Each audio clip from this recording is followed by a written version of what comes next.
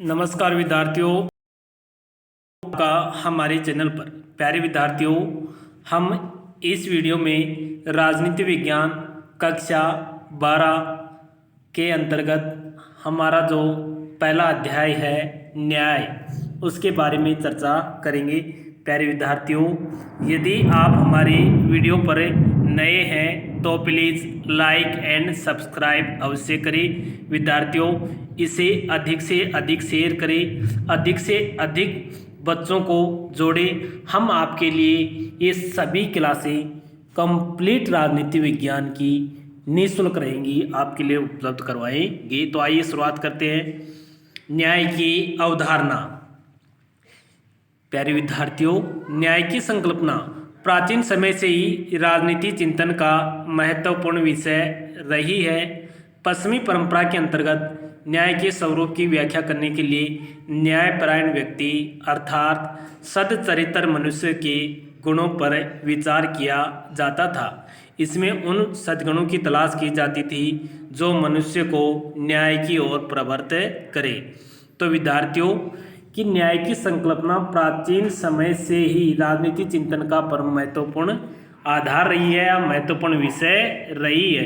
कि प्राचीन समय में ही लोग इस हेतु चर्चा करते थे कि न्याय क्या है।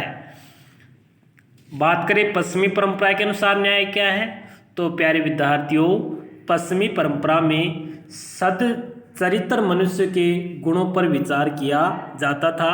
किस एक व्यक्ति है, उसके चरित्र में कौन कौन से गुण हैं, और वे अच्छे गुणों पर चर्चा करते थे कि एक सद्चरित्र मनुष्य के अच्छे गुणों को ही न्याय का उदाहरण प्रस्तुत करते थे। तो पश्चिमी परंपरा के अनुसार सद्चरित्र मनुष्य के गुणों पर अमल करना ही क्या है, न्याय है। विद्यार्थियों, भारतीय परंपरा में भी मनुष्य के धर्म को प्रमुखता दी जाती थी। प्यारे विद्यार्थियों, हम भारतीय परंपरा में पढ़ते हैं कि भारतीय समाज 4 वर्गों में विभाजित था: ब्राह्मण, क्षत्रिय, वैश्य और शूद्र। प्यारे विद्यार्थियों, ब्राह्मण का धर्म क्या होता था? ब्राह्मण का धर्म था वेद पढ़ना, वेद पढ़ाना, यज्ञ करना, यज्ञ करवाना। इसके अलावा क्षत्रिय का धर्म था कि युद्ध करना तथा देश की रक्षा करना। वैश्य का धर्म था कि उत्पादन का कार्य करना, और शूद्र का धर्म था कि इन तीनों की सेवा करना। तो प्यारे विद्यार्थियों, भारतीय परंपरा के अनुसार कि सभी व्यक्ति को अपने अपने धर्म के अनुसार आचरण करना चाहिए, अपने अपने धर्म के अनुकूल कार्य करना चाहिए। अर्थात प्रत्येक व्यक्ति को जो कार्य दिए जाते हैं, प्रत्येक वर्ग के जो कार्य निर्धारित किए जाते हैं, वही कार्य करना क्या कहलाता था? न्याय कहलाता था। अतः प्रत्येक मनुष्य द्वारा अपने निर्दिष्ट कार्य करना और दूसरों के कार्य में हस्तक्षेप न करना ही क्या है? न्याय है। इस तरीके से हम कह सकते हैं कि भारतीय परंपरा में धर्म को न्याय का सदृश माना जाता था, या धर्म को ही न्याय के अनुकूल माना जाता था। प्यारे विद्यार्थियों, अब हम पढ़ेंगे इसमें प्लेटो के अनुसार न्याय की अवधारणा क्या है। विद्यार्थियों, प्लेटो ने अपनी न्याय की अवधारणा अपनी प्रमुख पुस्तक रिपब्लिक में व्यक्त की। विद्यार्थियों, बार बार छोटा प्रश्न पूछा जाता है कि प्लेटो की प्रमुख पुस्तक का नाम क्या है। तो हमें यहाँ यह ध्यान रखना होगा कि प्लेटो की प्रमुख पुस्तक का नाम रिपब्लिक था। विद्यार्थियों, रिपब्लिक में ही प्लेटो ने न्याय की अवधारणा प्रस्तुत की। विद्यार्थियों, प्लेटो के अनुसार न्याय के 2 रूप होते हैं। ये छोटे छोटे प्रश्न बनते हैं कि प्लेटो ने अपनी न्याय की अवधारणा कौन सी पुस्तक में दी, तथा प्लेटो के अनुसार न्याय के कितने रूप होते हैं। तो विद्यार्थियों, यहाँ ध्यान रखना होगा कि प्लेटो के अनुसार न्याय के 2 रूप होते हैं। प्रथम व्यक्तिगत न्याय, द्वितीय सामाजिक या राज्य से संबंधित न्याय। विद्यार्थियों, उम्मीद है यह आपको समझ में आ गया होगा। लेकिन यहाँ से और यहाँ तक यदि आप देख पा रहे हैं अच्छी तरीके से, यहाँ से आपका 2 नंबर अच्छी तरीके से यदि पढ़ रहे हैं तो आपके 2 नंबर पक्के हैं कि इनमें से बार बार इन दोनों में से पूछा जाता है। या तो प्रश्न पूछा जाता है कि प्लेटो की प्रमुख पुस्तक क्या है, या प्रश्न पूछा जाता है प्लेटो के अनुसार न्याय के कितने रूप होते हैं। चलिए नेक्स्ट है, प्लेटो के अनुसार मानवीय आत्मा में 3 तत्व पाए जाते हैं। विद्यार्थियों, प्लेटो कहता है कि मानव की आत्मा में बुद्धि, शौर्य और तृष्णा, ये तीनों तत्व पाए जाते हैं। इन तीनों तत्वों की मात्रा के आधार पर ही वह राज्य और समाज में 3 वर्ग स्थापित करता है। प्रथम, जिसमें बुद्धि तत्व की प्रधानता होगी, जिसमें बुद्धि तत्व या बुद्धि अंश की प्रधानता होगी, वह कौन सा वर्ग होगा? शासक वर्ग होगा। जिसमें साहस तत्व की प्रधानता होगी वह सैनिक वर्ग होगा, तथा जिसमें तृष्णा तत्व की प्रधानता होगी वह उत्पादक या सहायक वर्ग होगा। दोबारा से सुनिए विद्यार्थियों। प्यारे विद्यार्थियों, प्लेटो कहता है कि मानव की आत्मा में 3 तत्व पाए जाते हैं। कौन कौन से? बुद्धि, शौर्य और तृष्णा। कौन कौन से? बुद्धि, शौर्य और तृष्णा। इन तीनों तत्वों की मात्रा के आधार पर वह राज्य और समाज में भी 3 वर्ग स्थापित कर देता है। कौन कौन से वर्ग है? जिसमें बुद्धि अंश की प्रधानता होती है वह शासक वर्ग बन जाता है। जिसमें शौर्य और साहस तत्व की प्रधानता होती है वह सैनिक वर्ग बन जाता है। और जिसमें तृष्णा तत्व की प्रधानता होती है वह समाज या राज्य में उत्पादक या सहायक वर्ग के नाम से जाना जाता है। उम्मीद है विद्यार्थियों यहाँ तक आपको समझ में आ गया होगा। सभी मनुष्य में तीनों तत्व न्यूनाधिक मात्रा में पाए जाते हैं। प्यारे विद्यार्थियों, प्लेटो क्या कहता है कि सभी मनुष्य में ये तीनों तत्व बुद्धि, शौर्य और तृष्णा, ये तीनों तत्व न्यूनाधिक मात्रा में, कहें तो कुछ की मात्रा कम तो कुछ अधिक होते हैं। कुछ में बुद्धि अधिक होती है तो कुछ में साहस अधिक होता है। तो वह कहता है कि ये जो तीनों तत्व हैं बुद्धि, शौर्य और तृष्णा, ये सभी व्यक्तियों में न्यूनाधिक मात्रा में पाए जाते हैं। परंतु जिस तत्व की मात्रा प्रधान रूप से पाई जाती है वही उसके सद्गुणों को प्रवर्तित करता है। लेकिन क्या कहता है प्लेटो कि जिस तत्व की प्रधानता, कहें तो कि यदि किसी व्यक्ति में साहस तत्व की प्रधानता होती है तो वह सैनिक वर्ग की ओर प्रवृत्त करेगा, वह मनुष्य को सैनिक बनाने के लिए प्रेरित करेगा। विद्यार्थियों, जिसमें बुद्धि तत्व की प्रधानता होती है वह व्यक्ति को राजा या शासक बनाने की ओर प्रवृत्त करेगा, और जिसमें तृष्णा तत्व की प्रधानता होती है वह उत्पादक वर्ग की ओर प्रवृत्त करेगा। अतः प्लेटो कहता है कि जिस तत्व की मात्रा प्रधान रूप में पाई जाती है वही उसके सद्गुणों को प्रवर्तित करता है। विद्यार्थियों, हम धीरे धीरे और आसानी से समझते हुए पढ़ रहे हैं। यदि फिर भी आपको नहीं समझ में आता है तो आप मेरे से पूछ सकते हो, मैं आपके लिए 24 घंटों हाजिर रहूँगा। विद्यार्थियों,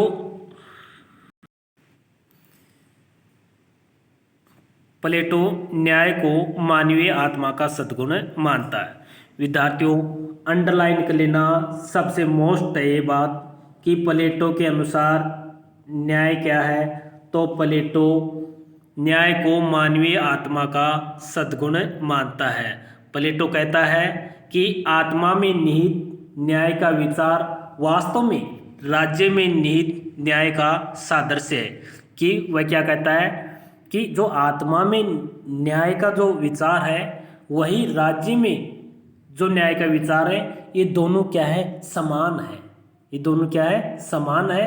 और मनुष्य मानव की आत्मा को ही क्या मानता है, मानव की आत्मा के सद्गुण को ही क्या मानता है, न्याय मानता है। दोबारा सुनिए कि प्लेटो मानवीय आत्मा के सद्गुण के रूप में न्याय को मानता है कि मानवीय आत्मा का सद्गुण ही क्या है, न्याय है। वह कहता है कि मानव की आत्मा में निहित न्याय का विचार वास्तव में राज्य में निहित न्याय के सादृश्य है, समानता रखता है। जिस प्रकार व्यक्ति की आत्मा में विद्यमान न्याय व्यक्तित्व के विभिन्न पक्षों को परस्पर संतुलित करता है, उसी प्रकार राज्य में व्याप्त न्याय समाज के तीनों वर्गों में सामंजस्य स्थापित करता है। तो विद्यार्थियों, प्लेटो कहता है कि जिस तरीके से व्यक्ति की आत्मा में विद्यमान न्याय उसके व्यक्तित्व के विभिन्न पक्षों को परस्पर संतुलित करता है, उसी प्रकार राज्य में व्याप्त समाज के तीनों वर्गों में यह न्याय सामंजस्य स्थापित करता है। राज्य के तीनों वर्गों, ध्यान रखना इस लाइन को विशेष पढ़ना विद्यार्थियों, राज्य के तीनों वर्गों शासक, सैनिक व उत्पादक वर्ग को अपने अपने निर्देशित कार्य ही करना चाहिए, दूसरों के कार्यों में अनावश्यक हस्तक्षेप नहीं करना चाहिए। कहने का अर्थ है कि प्रत्येक वर्ग को अपने निर्दिष्ट कार्य करना चाहिए। अपने निर्दिष्ट का मतलब जो उनको निर्देश दिए गए हैं, जो कार्य उनको दिए गए हैं वही कार्य करना चाहिए, दूसरों के कार्यों में हस्तक्षेप न करना चाहिए। यही प्लेटो के अनुसार क्या है, न्याय है। विद्यार्थियों, ये ध्यान रखना होगा कि प्रत्येक वर्ग को अपने निर्दिष्ट कार्य करना और दूसरों के कार्यों में हस्तक्षेप न करना ही न्याय है, ऐसी बात प्लेटो स्वीकार करता है। विद्यार्थियों, प्लेटो ने अपने न्याय के सिद्धांत को एक नैतिक सिद्धांत के रूप में प्रतिपादित किया है, ना कि कानूनी सिद्धांत के रूप में। कि वह अपने न्याय के सिद्धांत को एक नैतिक सिद्धांत के रूप में मानता है। वह कहता है कि मानवीय आत्मा का सद्गुण ही क्या है, न्याय है। इस तरीके से हम कह सकते हैं कि प्लेटो नैतिक सिद्धांत के रूप में न्याय के कॉन्सेप्ट को स्वीकार करता है, वह कानूनी सिद्धांत के रूप में इसे स्वीकार नहीं करता। उनका न्याय सिद्धांत कार्य विशेषीकरण के सिद्धांत पर आधारित है। विद्यार्थियों, यहाँ पर विशेष ध्यान रखना होगा कि उनका ये जो सिद्धांत है यह कार्य विशेषीकरण के सिद्धांत पर आधारित है। कार्य विशेषीकरण का मतलब होता है कि प्रत्येक व्यक्ति को या प्रत्येक वर्ग को जो कार्य दिए गए वह वही कार्य करे, तो वह उस कार्य में स्पेशलिस्ट हो सकता है। तो इनका ये सिद्धांत होता है, यह कार्य विशेषीकरण के सिद्धांत पर आधारित है, जो प्रत्येक व्यक्ति को समाज के प्रति विशेष योगदान हेतु प्रेरित करता है। विद्यार्थियों, इस तरीके से हमारा जो पहला धारणा है न्याय के संबंध में प्लेटो की कंप्लीट होती है। विद्यार्थियों, आपको इस संदर्भ में किसी भी प्रकार के नोट्स बनाने की आवश्यकता नहीं है। आप मेरे मोबाइल नंबर 88 75 43 51 37 पर मैसेज कर सकते हैं। मैं जितना जो भी पढ़ा रहा हूँ सेम ऐसे की ऐसे ही मैं आपको PDF उपलब्ध करवा दूंगा। तो विद्यार्थियों, आप अधिक से अधिक समझने में जोर दीजिए। तो अब हमारा नेक्स्ट है अरस्तु के अनुसार न्याय। विद्यार्थियों, प्लेटो के शिष्य अरस्तु के अनुसार न्याय का सरोकार मानवीय संबंधों के नियमन से है। विद्यार्थियों, इससे पहले हमने पढ़ा था प्लेटो के अनुसार न्याय मानवीय आत्मा का सद्गुण है। अरस्तु के अनुसार न्याय क्या है? अरस्तु के अनुसार न्याय मानवीय संबंधों के नियमन से। विद्यार्थियों, अरस्तु का विश्वास था कि लोगों के मन में न्याय के बारे में एक जैसी धारणा के कारण ही राज्य अस्तित्व में आता है। अरस्तु ने तर्क दिया कि वितरणात्मक न्याय के अंतर्गत पद प्रतिष्ठा और धन संपदा का वितरण अंकगणितीय अनुपात में नहीं होना चाहिए, बल्कि रेखा गणितीय अनुपात में होना चाहिए। इसका अर्थ क्या होता है कि सबको बराबर हिस्सा नहीं मिलना चाहिए, बल्कि प्रत्येक व्यक्ति को अपनी योग्यता के अनुसार हिस्सा मिलना चाहिए। अभी हम इसमें डिटेल से पढ़ने वाले हैं। तो आइए चर्चा करते हैं अरस्तु के न्याय संबंधी विचार। जिस तरीके से प्लेटो ने अपने न्याय के दो रूप बताए, व्यक्तिगत न्याय और सामाजिक या राज्य से संबंधित न्याय, उसी तरीके से अरस्तु भी अपने न्याय के दो रूप बताता है, वितरणात्मक न्याय और संशोधनात्मक न्याय। विद्यार्थियों, हम इसके पहले रूप पर चर्चा करते हैं, वितरणात्मक न्याय क्या है। तो विद्यार्थियों, अरस्तु वितरणात्मक न्याय के अंतर्गत शक्ति एवं संरक्षण का वितरण व्यक्ति की योग्यता एवं योगदान के अनुरूप करने की बात कहता है। वह आनुपातिक समानता का पक्षधर है। उसके अनुसार उन्हीं कार्यों को शासन की बागडोर सौंपी जानी चाहिए जिसमें शासन करने की योग्यता व क्षमता हो। समानता की इसी अवधारणा के अनुसार लाभ एवं उत्तरदायित्व व्यक्ति की क्षमता एवं सामर्थ्य के अनुपात में ही होना चाहिए। तो विद्यार्थियों, कि समाज में या राज्य में पद का, प्रतिष्ठा का वितरण कैसे होगा और शक्ति का वितरण कैसे होगा, इस संदर्भ में वह कहता है कि इसका वितरण पद, प्रतिष्ठा और शक्ति का वितरण व्यक्ति की योग्यता और व्यक्ति के योगदान के अनुरूप होना चाहिए। कि जिस व्यक्ति में जिस संदर्भ में योग्यता है उसी संदर्भ में उसको पद मिलना चाहिए, और जो व्यक्ति जितना अपने राज्य को योगदान दे रहा है उसी योगदान के हिसाब से उसे अपने राज्य में पद मिलना चाहिए, उसी हिसाब से उसे प्रतिष्ठा मिलनी चाहिए, उसी हिसाब से उसे सम्मान मिलना चाहिए।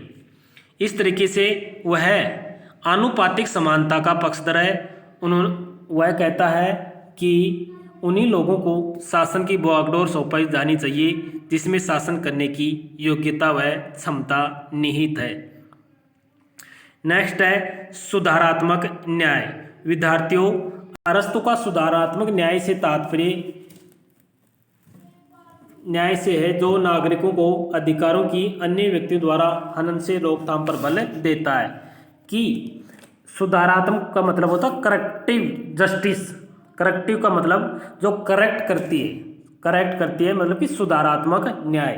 सुधारात्मक न्याय है नागरिकों के अधिकारों की अन्य व्यक्तियों द्वारा हनन पर रोकथाम पर बल देता है। कि जिस व्यक्ति को, जो नागरिकों को जो अधिकार दिए गए हैं उन अधिकारों का कोई भी दूसरा व्यक्ति हनन न करे, उसकी रोकथाम के लिए अरस्तु ने सुधारात्मक न्याय का कॉन्सेप्ट दिया है। विद्यार्थियों, सुधारात्मक न्याय में राज्य का उत्तरदायित्व है कि वह व्यक्ति के जीवन, संपत्ति और सम्मान तथा स्वतंत्रता की रक्षा करे। अर्थात हम कहें तो जो चीज़ें हमें वितरणात्मक न्याय में अरस्तु प्रदान करता है उनकी रक्षा सुधारात्मक न्याय में वह राज्य से करवाता है। तो इस तरीके से वह क्या कहता है कि वह क्या कहता है, राज्य का उत्तरदायित्व है कि वह व्यक्ति के जीवन की, संपत्ति की, सम्मान की और स्वतंत्रता की रक्षा करे।